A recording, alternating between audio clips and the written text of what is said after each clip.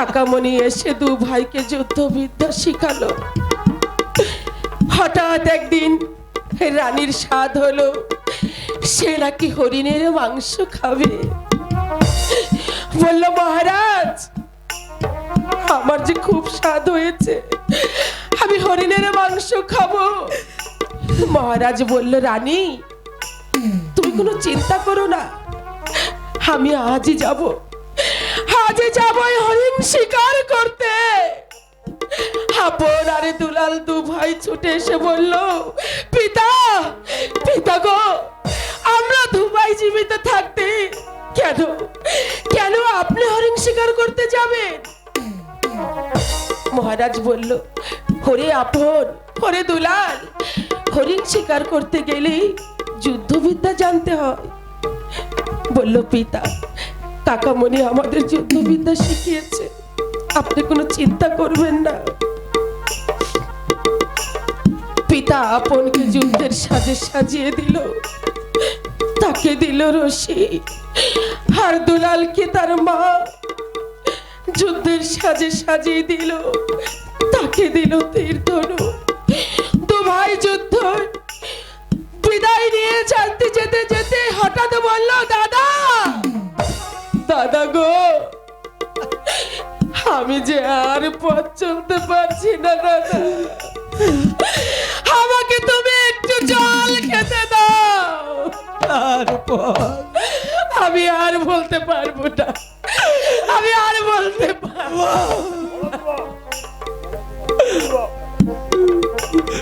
আমি তোমার ইচ্ছে যতই শুনছি যুবক, ততই যে আমার অতীত জীবনের সাথে মিলে যাচ্ছে। যুবক বলো, যুবক বলো, আমি যে তোমার ইচ্ছা শুনবো, বলো। দুলাল বলল দাদা দাদা গো, আমাকে জল খেতে দাও দাদা, জল না খেতে দিলে আমি এক পাও নড়তে পারবো না। বলল রে ভাই দুলাল চল ভাই চল, ওই সম্মুখে দেখা যাচ্ছে মায়ের মন্দির, ওই মায়ের মন্দিরে গিয়ে আমি তোকে জল খেতে দেব। জল কি দিয়েছিল? না, আপন মায়ের মন্দিরে প্রবেশ করে কি দেখিল সেটা দুলাল জানে না।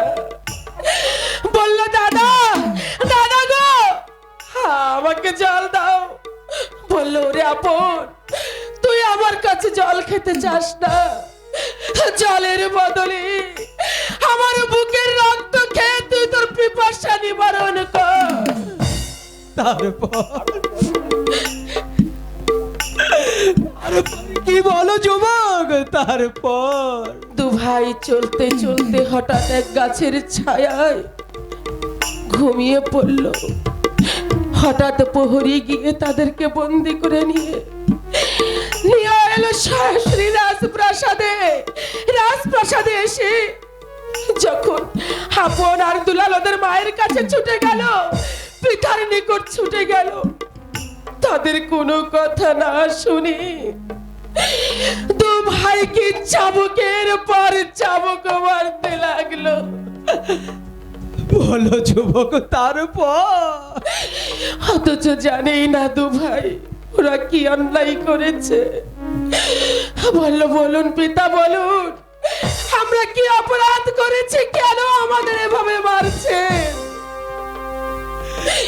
ওদের কান্নার শব্দ শুনে সেনাপতি মীর কাসেম ছুটে এলো। বলল মহারাজ আপনি আপনি কেন এভাবে ওদেরকে মারছেন, ওরা কি অপরাধ করেছে? মহারাজ বলল সেনাপতি মীর কাসেম ছোটবেলা থেকে ওদেরকে মানুষ করেছো, কিন্তু মানুষ তো করতে পারোনি। ওরা ওদের মায়ের মন্দিরে প্রবেশ করেছিল। তারপর সেনাপতি বলল মায়ের মন্দিরে সন্তান তো প্রবেশ করতেই পারে, এতে দোষের কি? মহারাজ রেগে গিয়ে বলল না, ওরা মায়ের মন্দিরে ভালো মনে প্রবেশ করেনি, ওরা মায়ের মন্দিরে গিয়ে প্রবেশ করে ওদের মায়ের কাছে চেয়েছিল প্রেম ভিক্ষা। তারপর আমি আর পারবো না মহারাজ, আমাকে আপনি ক্ষমা করুন। না যুবক না, যে বলতেই হবে যুবক। তারপর হঠাৎ ঘাতককে ডেকে বললো, কে আছিস ঘাতককে পাঠিয়ে দে। ওদের দু ভাইয়ের হত্যার আদেশ দিল, বলল যাও ঘাতক যাও, ওদের দু ভাইকে ওই দক্ষিণ মহাশ্মশানে নিয়ে ওদের তাজা রক্ত এনে রানীকে উপহার দাও। ঘাতক বলল, না মহারাজ, এই মাতৃহারা দুটি সন্তানকে আমি খুন করতে পারবো না, আপনি আমাকে ক্ষমা করুন। এই কথা শুনে ঘাতককে তার চাকরি থেকে অব্যাহতি দিল। ঘাতক চলে গেল। মহারাজ বললে, এখন কি করব? এখন আমি কোথায় পাবো নতুন ঘাতক?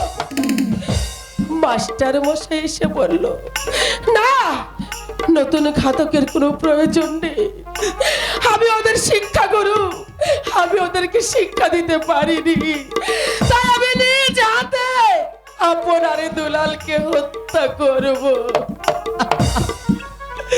তারপরে কি হলো যুবক? বলো তোমার কি ইচ্ছা যুবক?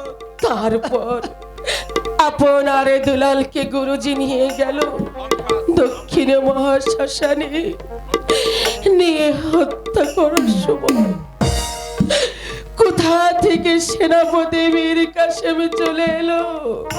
মাস্টার, মাস্টার, ওদের এই মাতৃহীনা দুটি ভাইকে তুমি হত্যা করো না, ওদেরকে তুমি মুক্তি দাও। তখন বলল, ঠিক আছে, ওদেরকে তুমি নিয়ে যাও। দু ভাইকে দুটা ঘোড়া দিয়ে বলল, ওরে আপন, ওরে দুলাল, হয়তো দুটি ঘোড়া দেখা যাচ্ছে, ওই ঘোড়া দুটি নিয়ে তোদের দুই ভাইয়ের চোখ যেদিকে যায় তোরা চলে যা। আপন আর দুলাল ঘোড়া নিয়ে ছুটতে ছুটতে হঠাৎ রাস্তায় আবার দুলালের জল পিপাসা পেল। বলল, দাদা, দাদা গো, আমাকে একটু জল দাও। আপন বলল, ওরে দুলাল, একবার তুই জল খেতে চেয়েছিলি, তার জন্য হয়েছিল আমাদের দু ভাইয়ের মৃত্যুদণ্ড, আবার তুই জল খেতে চাইছিস, না জানি এবার কপালে আবার কোন দুঃখ। তারপর আপন দুলালকে গাছের নিচে বসিয়ে জলের সন্ধানে চলে গেল।